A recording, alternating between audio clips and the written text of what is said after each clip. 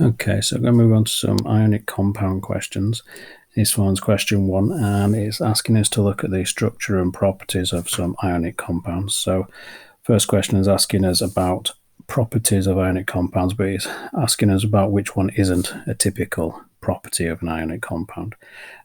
Two of them are relating to melting and boiling points. So obviously we're looking at the interaction here between a positive and a negative ion, so one positive, one negative ion, and what we're looking at is then the strength of the interaction between those two particles. And within positive to negative attraction, that's a very strong electrostatic force, and so that gives us high melting points. So that is a typical property of an ionic substance.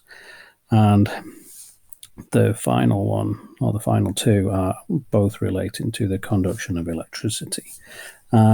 Typically, this is the movement of electrons through a substance, but when we're referring to an ionic compound, this is about the movement of the ions within a molten substance. And so it is possible for an ionic compound to conduct electricity when it is in a liquid state, because those ions can move, and unfortunately it's not possible when it's in a solid state. So the ions aren't able to move, obviously, when it's a solid in that situation. Now, the structure that ionic compounds have is ionic. Obviously, it's the name of the bond that we've got. It's ionic, but the crucial thing about it is that that interaction can actually exist in a number of different directions. A negative charge can attract to a positive charge in a number of directions. It's not just one particle attracting one other particle. You can actually get an interaction in many different directions, and it's possible for that interaction to exist, obviously, in 3 dimensions, because everything in the real world is not flat. So we can have this force going in 3 dimensions, and in theory creating some sort of cubic structure, if you think about that structure. But in terms of this ionic compounds, it's an ionic lattice, and lattice meaning that it can carry on over an extended period. And because of that, also the size of the structure means that, to give it its full terminology, what we have in an ionic compound is a giant ionic lattice, similar to giant covalent bonding with a macromolecule, diamond or graphite, etc. We can have a giant ionic version as well.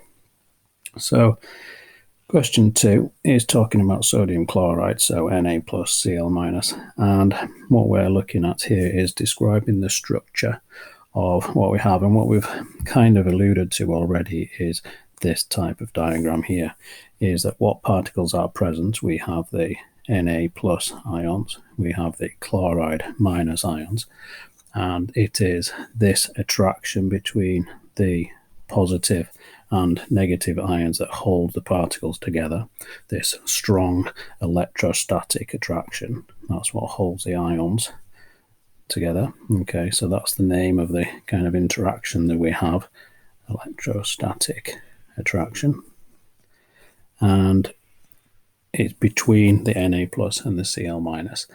Now, what's actually happening then is, as we've said in the diagram above, is how these particles are arranged, is that they're arranged in 3-dimensional structure. So we have a sodium attracting to a chlorine, which is attracting to another sodium, for example, which is attracting to another chlorine, etc., etc.